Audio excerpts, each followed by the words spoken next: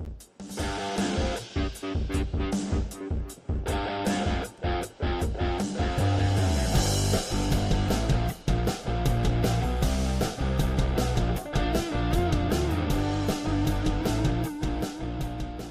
right, welcome everyone. Episode 7 Mercer FCA podcast. This is Bud Pierce with Reid. Reid, pronounce your last name. I just messed it up. Fagerstrom. Reid Fagerstrom. Dude, all right, man. Mercer Baseball, episode 7, Mercer FCA podcast. Thank y'all guys once again for joining us every Wednesday morning, 8 a.m. This episode drops. Thank you so much for that, for the Fellowship of Christian Athletes. Reid, man, look, we got a lot to talk about, man. So I'm excited to kind of hear more of your story. You are very vocal during our huddles, and I know you always bring a lot with it, man. You have a very like a lot of knowledge of the Bible already, man, and which is very, very promising for a young person to already be that devoted and that into the word, man. But Reid, take us back, man. Go ahead and kind of tell us a little bit about where you're from and a little bit of like your life growing up. Gotcha. Yeah. So thanks for having me on again, Mr. Pierce. It was really nice. So I grew up in the Alpharetta area. I was born and raised in Cumming, Georgia. And then we moved down to Noonan, Georgia when I was about 10 or 11 years old. And so I graduated high school from Northgate High School in Coweta County. And then I spent the first 3 years in college at Jacksonville State in Alabama. And then I transferred to Mercer my true senior year. And then I've been here since then. Man, okay, so a like a fellow Georgia guy. Real quickly, we actually just had to go up and play East Coweta High School like a couple weeks ago. So I know a little bit about the area just from making that road trip there. But man, Reid, okay, so obviously playing baseball now. But before we get into the athletics and everything, man, I am very excited to kind of hear about your faith journey. And, how early did that start for you? Yeah, I tell people all the time, growing up in church, obviously I was blessed to have 2 parents and a brother that, were all believers growing up. So we never missed a Sunday growing up, it felt like. And so it was really just a blessing to, kind of be in church from a young age. It's kind of different though, because sometimes you hear about people having a rock bottom Christianity moment or, like a come to Jesus meeting or something. And I didn't necessarily have that growing up, but it kind of, it shows you how good, you have it sometimes and how blessed you are. And, how I'm just so thankful for, some of the situations that I was able to be brought up in and how often my parents sacrificed for me or how often my brother sacrificed for me. So, growing up in a very loving Christian household definitely made it a lot easier. I think to get into the word and kind of read and want to know more. But like you said, it's kind of unique because everybody has their own walk and it's different for everybody as well. And I've always been very vocal, very outspoken, I guess is a good way to say it. And even back in Sunday school, like 6, 7, 8 years old, I've just never been able to just sit there and stay quiet. So it's kind of a blessing and a curse sometimes. There's definitely some times where talking too much or in church my mom would tell me to be quiet, but both my parents taught Sunday school growing up, and so it was really cool getting to hear their side of things and whatnot. Well, so all right, so was it always the same church? Like, did you always grow up in that same church, or did y'all ever kind of bounce around, or what was that part of it like? Yeah, we definitely bounced around. So we went to Johns Creek Baptist, I believe, when I was a kid, the child still in Cumming. And then when we moved to Noonan, we went to Noonan First Baptist, and I went to Noonan First Baptist until I graduated high school. And then when I was in Jacksonville, I went to Eagles Point, I believe, Baptist Church while I was in Jacksonville. And then here I've been going to Ingleside since being in the Forsyth/Macon area. My parents actually live in Forsyth now, so just right up the road. But so about my walk a little bit, I think everybody has their time in their lives where they're trying to figure out what's what and, what do they actually believe. And I think we had mentioned it the other night, are you a believer or is it, you're believing in your parents' religion? Is it your religion or is it your parents' religion? So there's definitely a period of time for that for me when I got to college, the first couple of years in college, just kind of trying to figure things out and kind of like, what do I believe, and what is this crazy thing we call life, and what are the answers, what's real and what's not real, what's worth my time, what's not worth my time.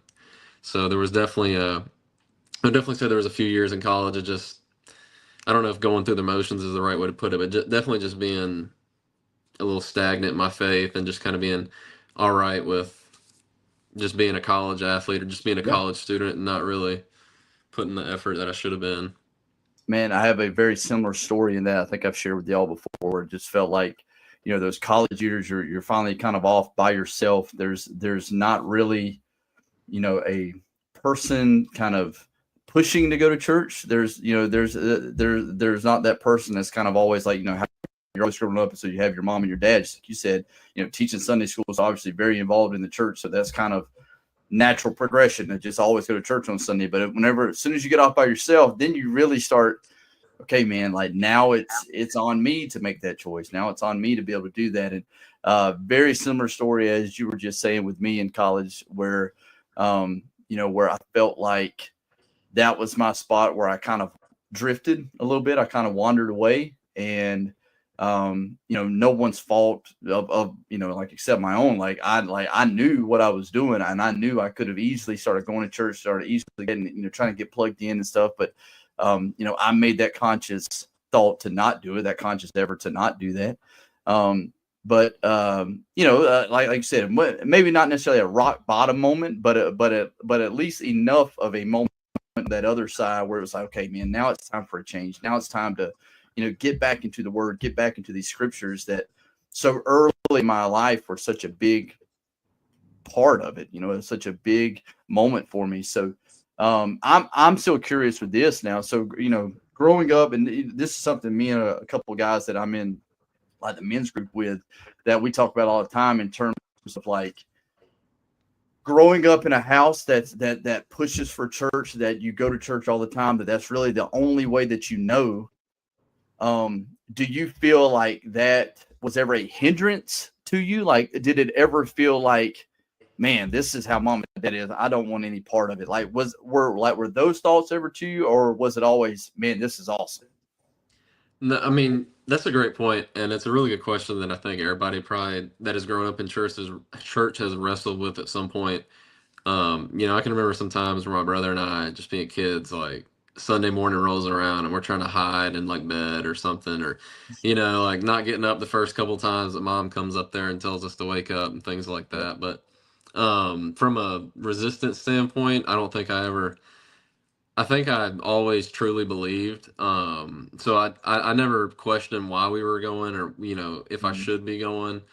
When I got to college, I will definitely say the first couple of years though, I still was going to church, and I still was, somewhat active with FCA, or somewhat active with the church there in Jacksonville. But it was just a little different, because it just felt like I was kind of just, you were there, but you weren't really there. Like, are you actively listening, or are you just passively sitting there? And I think there was definitely a significant period of time in my college life where it was just, you're hearing the word, but you weren't necessarily digesting it or taking it in, or really, letting it change you in any way. Yeah.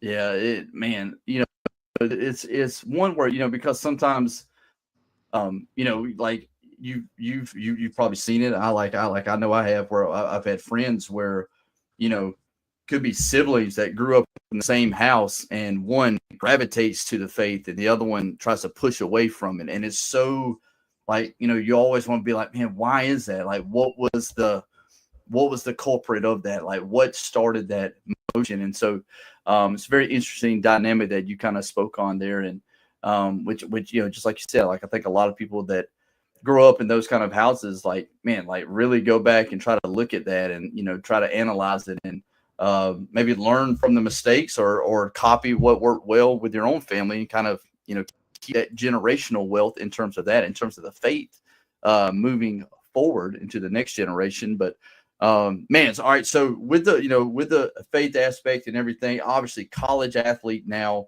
Tell us a little bit about your athletic background, and how early did that start? How many sports? Tell us everything. Yeah, so like I had mentioned, I had an older brother. So my brother's 6 years older than I am, and he was a football player. He played football at Jacksonville State, the school I went and played baseball Mhm. at to start with. So I was kind of just, following him, chasing after him, trying to do things better than him. But he was honestly probably the better athlete than I was growing up. He was a great athlete. He played middle linebacker at Jack State. So growing up, I played everything from football, soccer, baseball, basketball, and then Mm. when I got a little bit older, I kind of started just sticking to baseball and basketball. I played baseball and basketball in high school, but I was always just better at baseball than the other sports. Mhm. I thought I was going to be tall. I thought I was going to be 6'4", but I've been, Sure. 6 foot for I can't tell you how long. It feels like forever. Yeah. But when I got to high school, definitely saw a little bit of a jump. You kind of have those years where you're kind of just awkward, athletic Mhm. stage of your life, and matured a little bit. And then so I got into pitching. I've always joked around and say like I don't know how our hitters hit the ball. I can't. I'm blind as a bat. I can't see the spin on the ball. I can't see any of that. So I hung the bat up in high Mm. school when I got done, and uh, kind of just developed into just throwing and just pitching along the way. Man, all right. So I'm assuming you grew up as a Braves fan. Yeah, huge Braves fan. Oh yeah, big Braves fan. Not, Hold on. all right. So all right, going to take us through that, man. Braves flag right What? there. Yeah, nice. What was your earliest memory of like connecting with the Braves? Maybe favorite player, favorite, like any favorite game that you went to, anything like that. I can still remember growing up when we would go to Turner Field and Mhm. parking in, just some random parking lot and Yeah, walking over right. and the guys under the bridge would be with the drums, banging on the drums Yeah. and stuff. So I can remember. I think we might have been at Bobby Cox's Mm. last game managing. I believe we went to, and that's probably the earliest I can remember. But I know my brother. Like I said, always kind of just chasing after him. He had some great experiences. He got to meet a couple of players from years and years ago. He got to meet Chipper. He got to meet a couple other people. Mm. So it's kind of cool growing up, just seeing some of those things. Man, absolutely. I think everybody that kind of grows up in this area, especially in that time frame, like I mean, if you go back to whenever I grew up, like right in the middle of the '90s, like it was, man, division Oh yeah, titles. You got the best three pitchers ever. oh And, yeah. You got the trio. like, oh man, like it was something else during that era. Um, and so that obviously feeds into the, wanting to play baseball whenever you have that much talent right there Oh close yeah, by, and that's your team. And, so many great players and, Hall of Fame players as well. All right. So like you kind of spoke on, basketball, baseball, kind of playing a little bit everything, especially in the early ages before, getting into high school. Growing up in the church now, like, were you able to see any kind of similarities with, stuff you talked about on Sunday to translating to the game field or practice field? yeah. I would definitely say so. One thing that I'd forgotten to mention is that when you're growing up in a household where there's so much positive reinforcement, and, there's so much love that like you grow up with. And I think like just the sacrifices that my parents made too. So, when you had said like was there ever any resistance or anything, but it always just felt natural, honestly. And then as I've gotten older, I've come to appreciate it more, I think, Mm. because Yep. it would have been very easy for my parents to just, stay in bed on Sundays or just, not talk about Christianity or Jesus, at the dinner Right. table, or not want to have that relationship. So it just kind of puts, when you get older, you definitely become more appreciative of it, and kind of puts things into perspective. And I think it's easier when you start out young and are Mhm. hammering home some of like the core Christian ideals and stuff, like ideology, and then when you get a little bit older, like, that time they say like leaving the nest, like when your kids are leaving the Mhm. nest, so like when you go off to college and stuff, and kind of figuring out like what's what on your own, like is it really your parents' religion or is it really yours? So I definitely was fortunate enough to have that. But when I was growing up, there was definitely so many lessons that applied to sports, because I mean sports in a lot of ways is just like the game of life. There's failures, there's ups and downs, there's highs and lows. I think the biggest takeaway for me that I've had from playing athletics and relating it to Christianity, or just about God in general, is,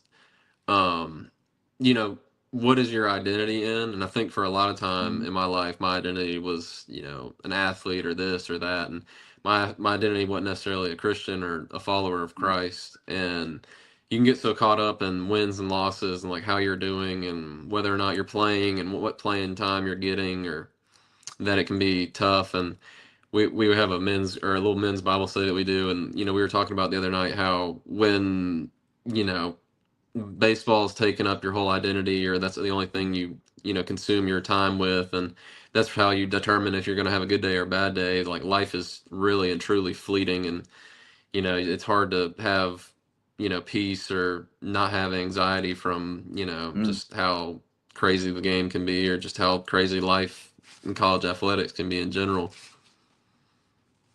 Man, like, that's such a good point that I think a lot of athletes struggle with. As just like you said, as you are playing sports and making that relationship of, man, this is just like life, like everything that's happening out here, it's going to translate some way into your life, like the same kind of scenarios, the same kind of adversity, and all of that, man. And so, and then that's when I think you really start trying to mature as a Christian and as a believer, is not only seeing the connection to life, but now seeing the connection to, okay, how does the Bible tell me to handle this? How does the Bible tell me to, like, apply this, when this is happening? Okay, now the Bible tells me to go this way with it. And I think that's when that's when you really, start connecting all the dots, and all the stories and the passages that you read in the Bible start really making sense. Then, which is, but just like you said, like it takes a while to get there. That's something that, an 8 or 9 year old that grows up in the church, it's going to take a little while to kind of, grasp all of that.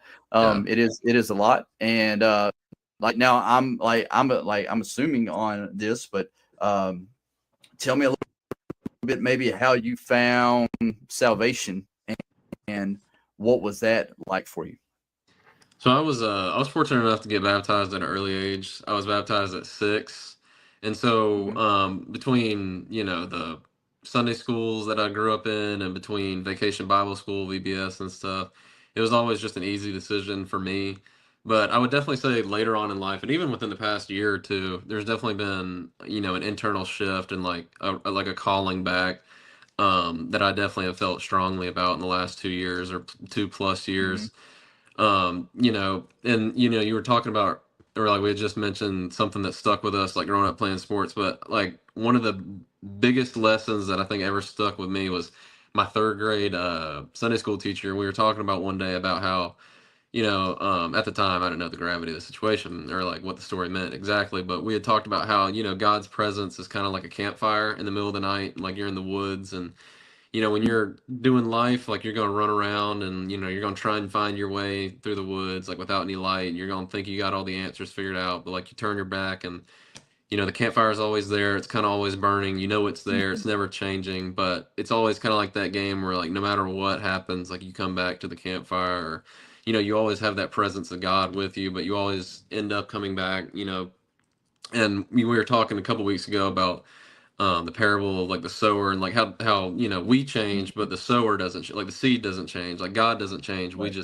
We just so happen to change. And I think that's been um a truth in my life, that I've gone through different times in my life where I've wanted nothing to do with God, or like wanted nothing, like thought I had things figured out in my life, but ultimately I come back to that campfire, I come back to God. And it's just when you have the identity in Christ, all the other things, as the song goes, like grow strangely dim. So Amen, man. Wow, man, that's awesome. And it's so cool that you were able to kind of recall that one random analogy from years ago, and it still obviously meant so much to you that it really struck a chord with you. It kind of reminded me, like, somewhat of a similar story, but I got baptized in 2nd grade. Me and my dad actually did it together, and I can remember the next day I was in 2nd grade, going back to school, the following day, and telling my teacher, hey, like, I got baptized yesterday. And my teacher made like such a big deal about it. Like, stop the class. You know how, like, especially in those times, like at that early age, like if it's your birthday, they're going to celebrate it. Mom or somebody's got to bring in cupcakes or something. Like that's what it was like. Like all of a sudden she stopped the class. Like she told everybody I just got baptized. And like I can still remember that, of it being like, man, this is a really big deal. This isn't just getting put in the water at church. Like this is big. And so I kind of a similar situation where that early age, still making that connection of how powerful God is, and how powerful the test of faith is in those kind of circumstances. So man, super awesome to kind of hear that from you as well. So all right, let's kind of fast forward way up to high school. You're playing baseball, also playing basketball. You had said you're kind of following in what your older brother was doing, already playing college sports at this time, 6 years older. So by the time you're in high school, he's already playing. And so you're kind of seeing that. I know you said you always seemed like baseball was the better sport for you. When did like recruitment, or when did that first little bit of, getting that snowball rolling in terms of, man, I am really close to making college sports for me? Yeah, definitely. So it kind of always been the dream. Like you always dream of growing up, like playing in college or like playing professionally or whatever. And so I mean, getting to see my brother go through the recruiting process kind of gave me a little bit of insight. And granted, it was a different sport, but I started having some recruiting conversations about my freshman year, maybe sophomore year. And then so my sophomore year, I was committed to Georgia State University, and their coaching staff got fired, and then so decommitted. And then my junior year was committed to Wofford College. And then 2020, my senior year, the pandemic happened, so COVID happened, and a lot of things changed, and I just didn't like the fit, didn't feel right. Kind of this interesting story about that. I was trying to figure out what to do, and this was kind of the start of like, there was definitely a time in high school too where the faith was like really strong. Like you have those periods where it's just really good, and I had kind of prayed for a sign, like, Lord, like please give me some sort of direction and where you want me to be, or like where the will is for my life. And so I was trying to figure out what to do with Wofford, and I actually got an email from Jacksonville State like the day after, or like the day after praying that, of like getting a large scholarship. And so it felt like God was moving in my life. So decided to go to Jack State. But the recruiting for baseball is a little weird because there's so many different quiet periods and whatnot, and when they can talk to you and when they can't talk to you. But I was fortunate enough to have some really good mentors and coaches going through it. So they were very appreciative of what they did for me. My high school coach was very good to me in high school as well, a great man. So it was really nice having some people in my corner, going to bat for me as well. Man, dude, I mean, so 3 different schools at a certain time in high school where you thought, okay, this is it. This is where I'm going. And just random things happening. Obviously, like you said, just it's crazy whenever you actually just sit down to pray, and whenever you knock on the door, and the door will be open for you. And man, so what an awesome story, and like a testimony for that as well, in terms of following God and seeking God in the, not necessarily the tough times, but the tough decision, in terms of, man, where do you want me, God? And so, man, all right. So, you had spoke a little bit about FCA. So was there a big outreach for FCA at your high school during this time? There was a good FCA program. So I actually had FCA all the way back in middle school. So we had the FCA programs, and we had kind of talked about it, I think, one of our last meetings, where how it's kind of harder in high school and middle school because, as a kid, like you're dependent on somebody else to drop you off and bring you there. Yep. But I can remember when we were in middle school, I think we were meeting at 6:45 or 7 or whatever time it was, but still having a pretty large turnout. And like you had mentioned too, like whether or not the gravity of the situation, or you have any understanding of what's going on, like some of it, you're just wanting to show up and hang out with your friends, but then it's like it's for a good reason. So I can definitely remember how back in middle school, we'd pack out the little gymnasium they had in there. But we had a man, Mr. Tim Lowry. I think he still might work with some of the FCA in Coweta, but he was really good. That was one of my coaches and good friends growing up through high school, and he led a lot of the things in middle school. And then when we got to high school, it was actually funny. Like I lived closer to the high school than I did the middle school, but I think I went to FCA less when I was closer,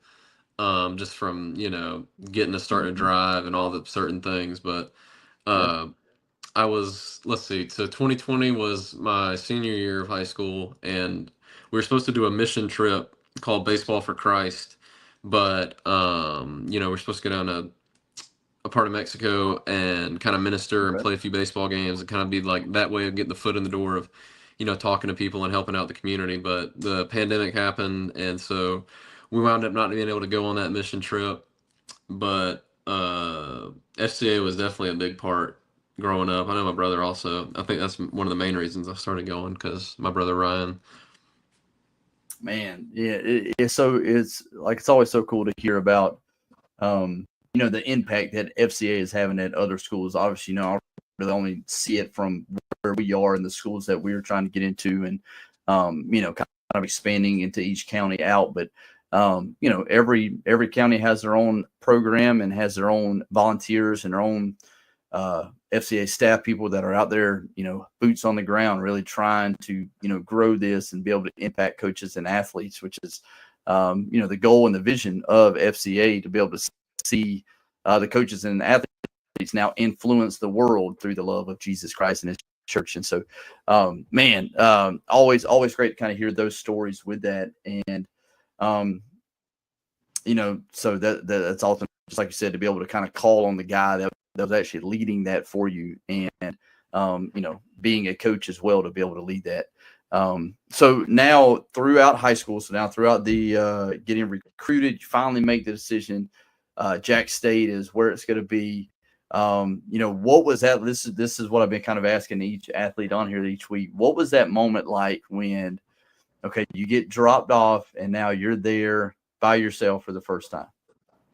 Yeah, it's funny you mentioned that, because I just had I'd had some sort of memory pop up the other day of like that first day of moving in and stuff, because I think my freshman year was the first year after COVID, so things were still wonky. We had a later move it, like college started a little bit later. I think we started all the way like middle September or something. So I just had a memory pop up of it, but I can remember just like getting dropped off and thinking like, man, like thinking to myself, like, I'm a man now, like I'm off here on my own. And, it's kind of, it's exciting too, but then at the same time, it's kind of like, I'm a couple hours away from home. Like, what do I do? Like, what is it now? Like, I remember sitting there and thinking that there was just going to be some like magical moment where like, oh, I'm about to go do this. And I was kind of just sitting there in my room and just, I didn't have any direction, didn't really know what was next. So it was definitely a little bit of a unique learning experience, I guess. And so, did you have any other, like, maybe former teammates or anybody there that you knew that was either playing baseball or playing any other sports there? So so when COVID and everything happened and I decommitted from Wofford, it was very late in the recruiting process. So I really didn't know where I was going to go. Mm-hmm. Then like we kind of had that, crazy, just so happened with Jack State and like the scholarship thing and kind of an answer to prayers, honestly. So I didn't know anybody going into it. I had been paired up with another baseball player to room with, like, very last minute.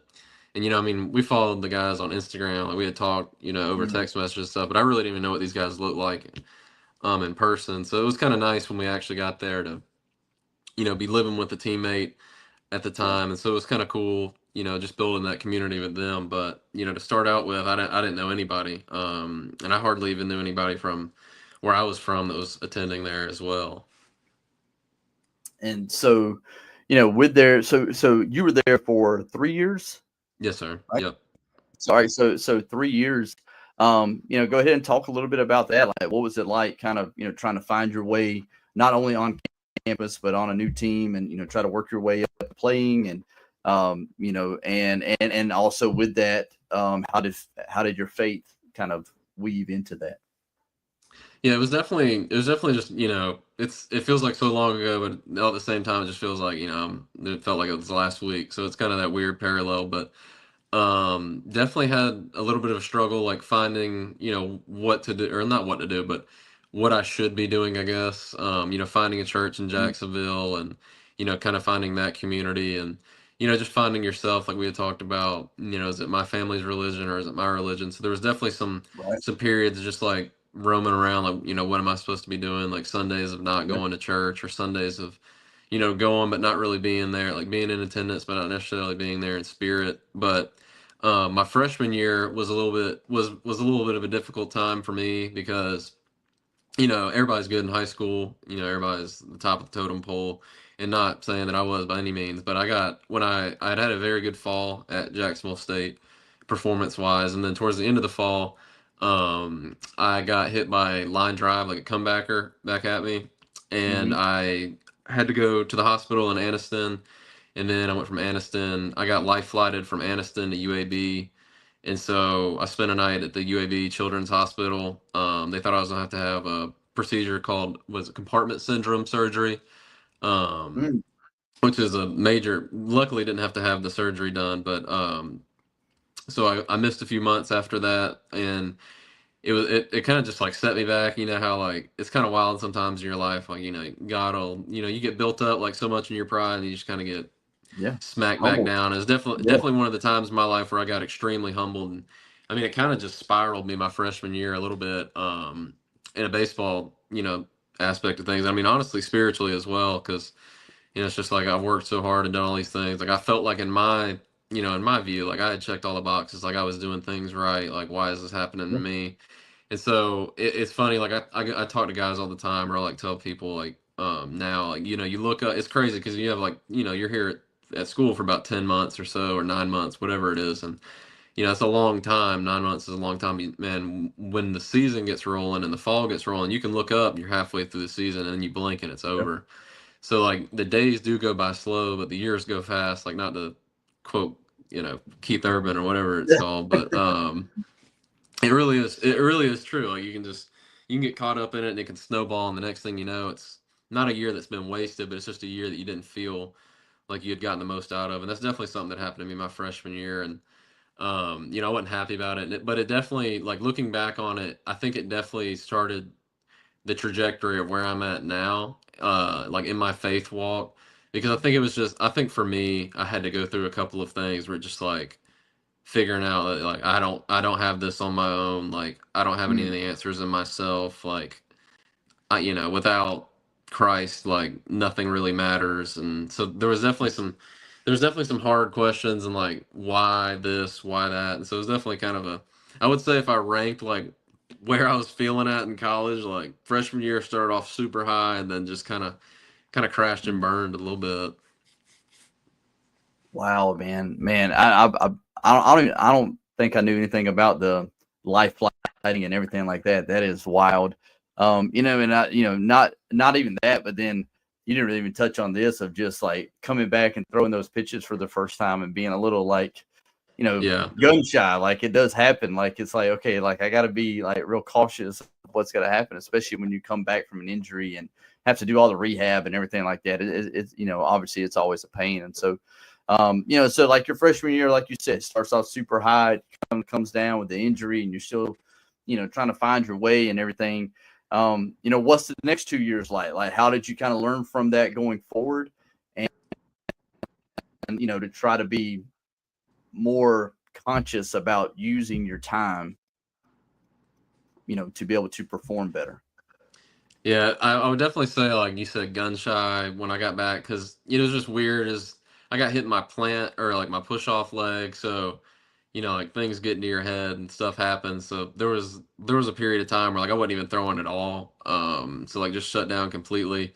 And then I had a good fall beforehand, so there was the expectations of you're supposed to come out and do the same things you were doing last fall. So I think as a freshman and I think if I would have had the foundation that I have now, I would have been able to bounce back a little easier. And because, Yeah. somewhat the detachment to baseball and like my identity in Christ. But back then, like I lived and died on my outings. I lived and died on how I was doing at practice. But then, Absolutely.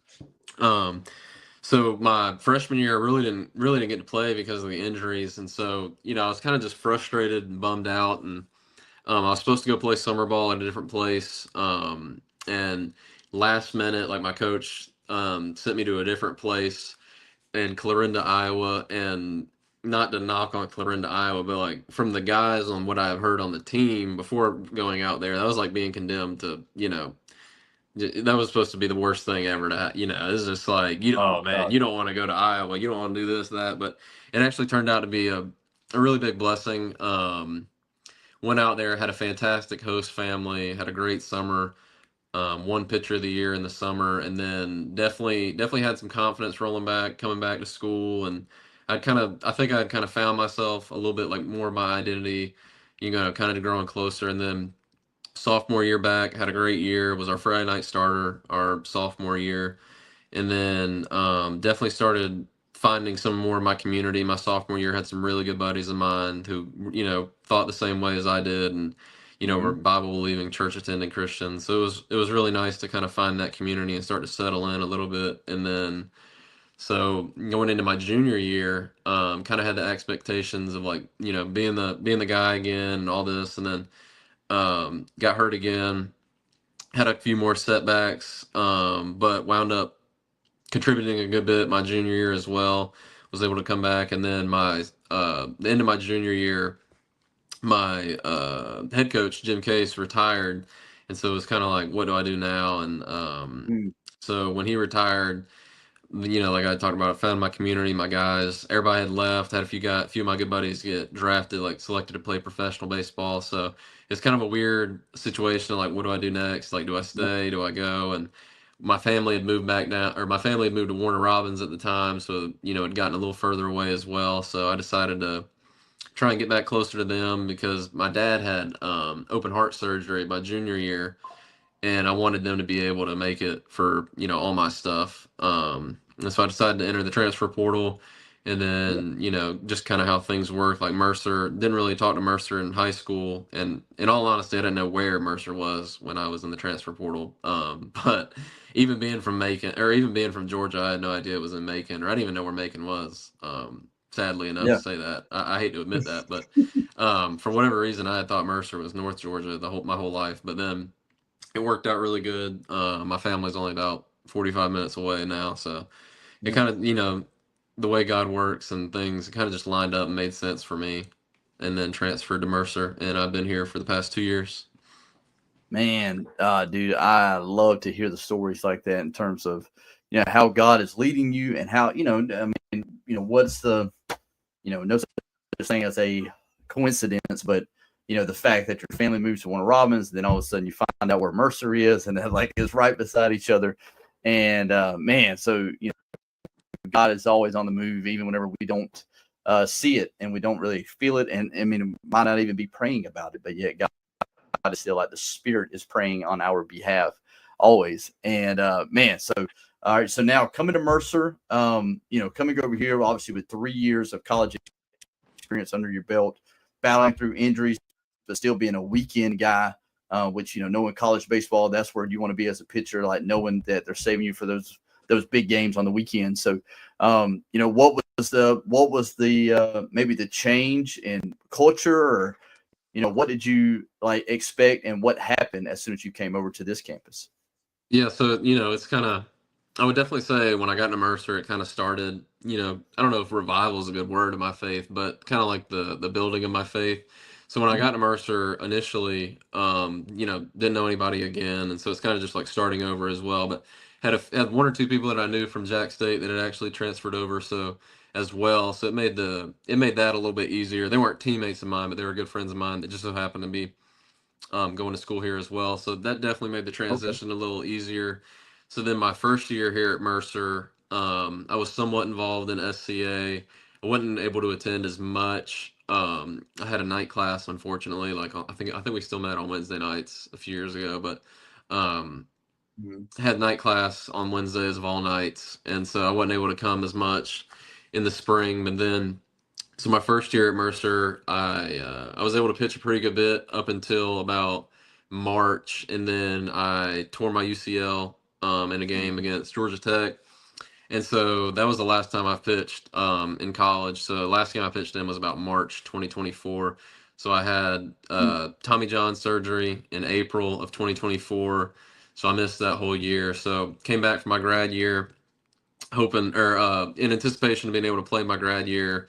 Just trying, just finishing out, just getting done. Just want to be done with it. I spent so much time being hurt in college. I wanted to finish it out, and was happy to have the opportunity to come back. And this is honestly where my faith is, I think, is kind of grown a lot. So then flash forward, or go to this year, no, this past year, I mean. And so I was rehabbing from Tommy John in November of, I guess that'd be November of 24, because we're in 2025 right now.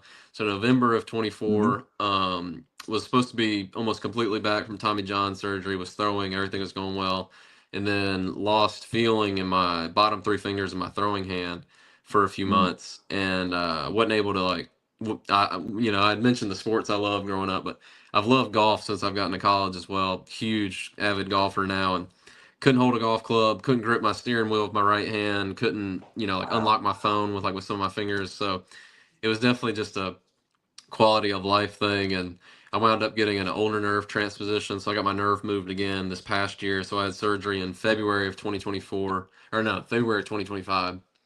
And then so I missed again. So I missed my senior year over here, missed my grad year over here, and now this is my sixth and final year playing. So, but knock on, everything's been great so far. Dr. Ludwig, I'm sure, is tired of seeing me so much, but he's been great. That was the surgeon that did my surgery. Really appreciate the medical staff here at Mercer. Everybody's been nothing but great to me. But I say all that because I think it definitely, we talked about identity, and it definitely just, like, shifted my perspectives on things, and how, just like life is going to end, but baseball is going to end sooner. And so, just kind of finding, like, where you're at and what's what. And I can just remember, especially after my first surgery, like, when my second surgery rolled around, like, I just needed the surgery like a life, it was just like I couldn't not use my fingers. But I can definitely remember after my first surgery just having, like, an overwhelming peace, like we talked about, like, the peace that goes beyond all understanding,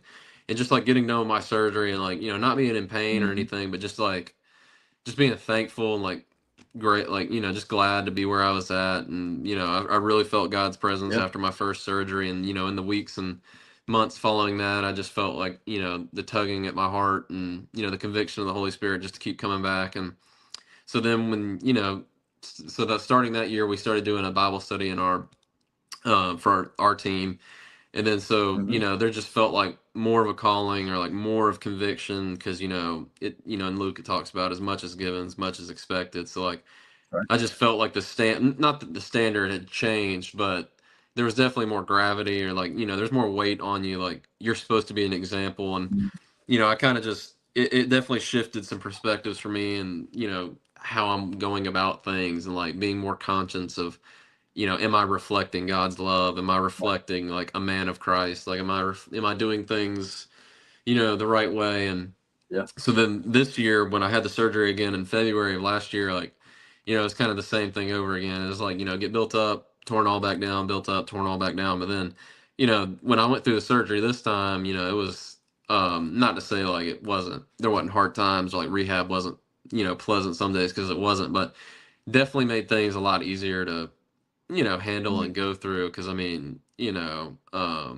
understood that this is just temporary. And, a lot, I think it definitely developed, some endurance, it's definitely tested the faith a little bit, but, came out on the other side of it. And honestly, I don't know if I'd have gone back and had it another way. I've been so fortunate and blessed to, be a part of the program for these years now. And it's crazy how God moves sometimes, because, if I wouldn't have gotten the injury, my true senior year here, we would not have been able to have the Bible study. I wouldn't have been able to get as close with some of the guys. And, some of the ministry things that, have happened, or, just being able to talk to people about, God, and what is salvation, and, what is life. So it really just has been a blessing in disguise, I think, in a lot of ways.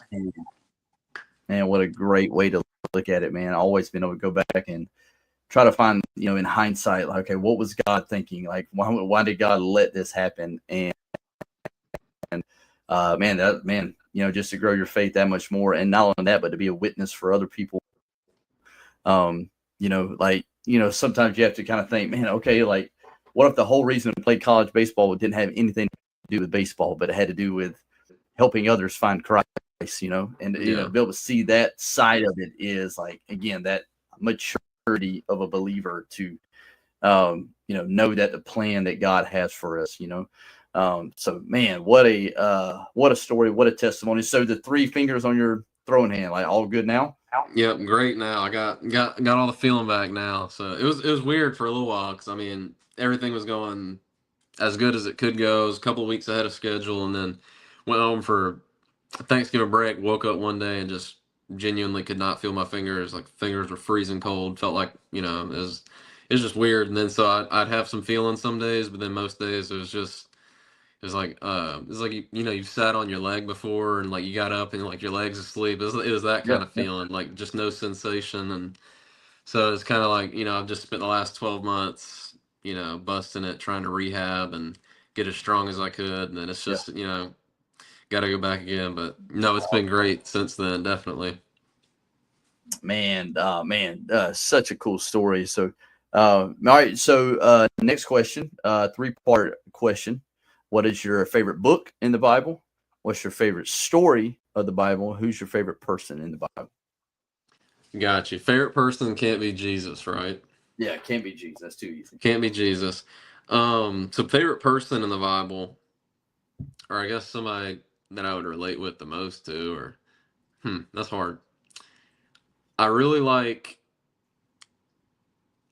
David, because I feel like in a lot of the ways, I've run away from God so many times, and like I've wrestled with the idea of God so many times. Like, I haven't slain any giants myself, but I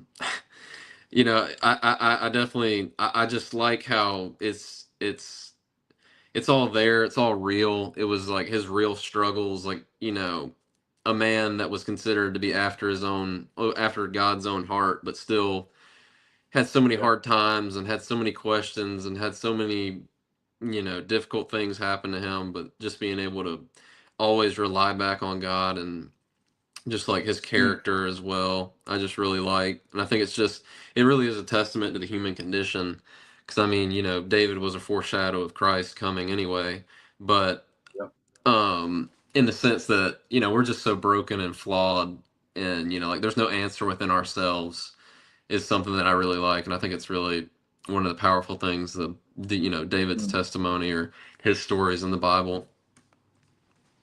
Yeah. And then let's see, favorite story. Trying to think. One that I've really liked recently. So there's a song that goes with Revelation 4 and Revelation 5, when it talks about John having this like these visions on the Isle of Patmos. And but I think that's one of my favorite stories, because like it starts out in Revelation 5, and he says, like, immediately I was in the Spirit, and then he just gives this wild depiction of like what heaven is like and what God is like, and how he's an emerald rainbow, surrounded by the 12 tribes and the 12 elders. And I think that's my favorite story, I think it largely has to do with the song too, because it's just like, I think it's something that you can like fixate to, like, this is temporary, this is not the end, like, this is not my home, like, we're not citizens here, we're citizens of heaven.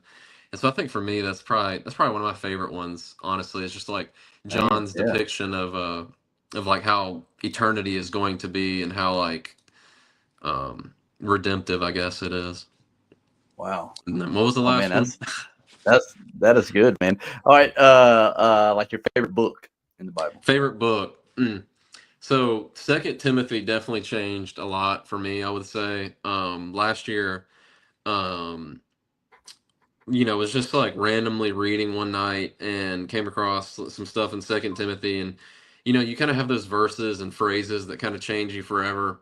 Yeah. And like one of the things, like, you had talked about, like, when we were like, what was something in like college that really like changed you? And I can remember somebody saying something to me like, "Oh, you're a Christian. Like, do you only follow some of like the rules in the Bible? Like, why don't you follow some of the other stuff?" And like, I mean, that has literally struck me like to this day. Like, something that Mm, breaks you like to this day. It's just like, dude, yeah. what am I? It's like, what am I doing? Like, I mean, I need to get right. I need to try and follow Christ better than what I am doing right now. But Second Timothy is definitely, it's probably my favorite book. Just talking about running the race and not letting your youth dictate your future, and like not looking past on your youth, like coming out of your youthful desires and trying to mature in your faith and really fixing your thoughts on Christ. It definitely changed some stuff for me last year. Got really motivated one night in Second Timothy and just decided to completely give up social media and a few other things for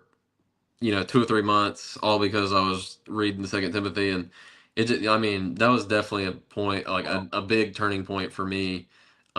Just like really felt empowered by the Holy Spirit after that, and definitely would say Second Timothy is probably my favorite.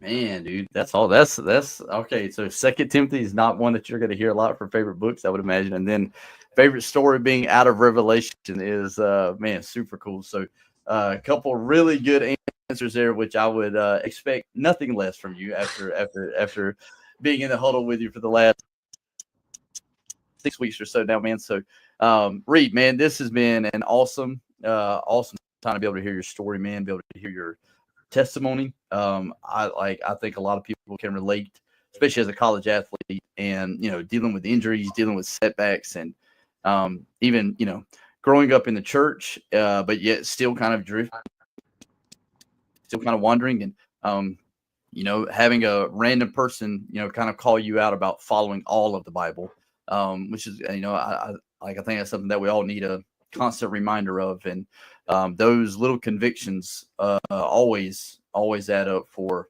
something good. So man, just what an awesome story.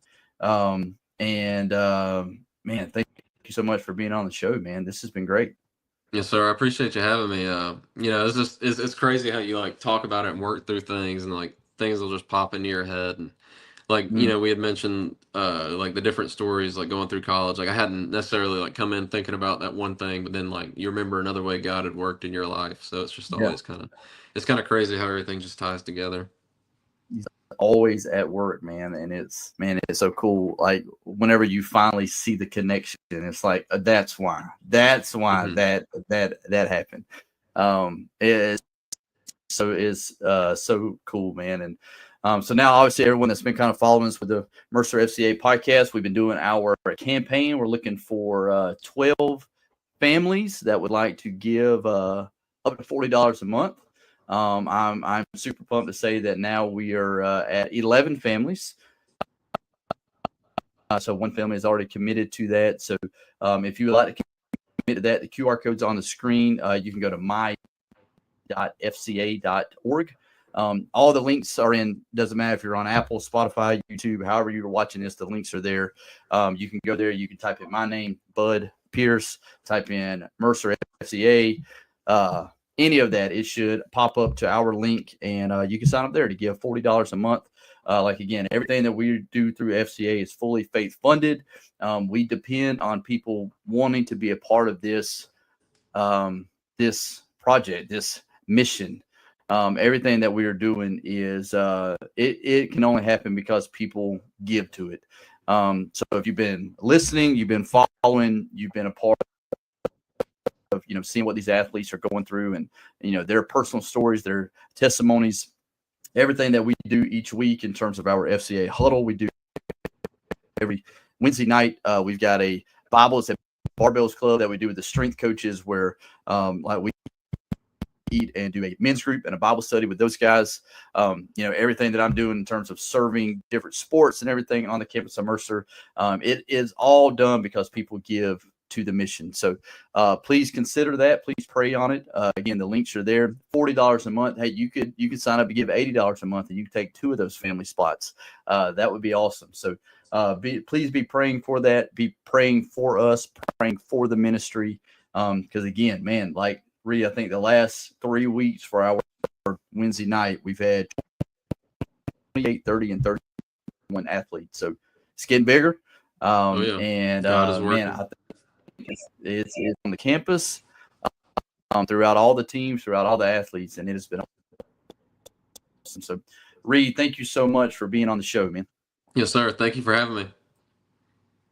All right, guys. Every Wednesday, 8 a.m. Next show will drop. Mercer FCA podcast. Find it on Apple, Spotify, YouTube. Like, subscribe, share it. Please get it out and please consider giving. And we'll see you next Wednesday.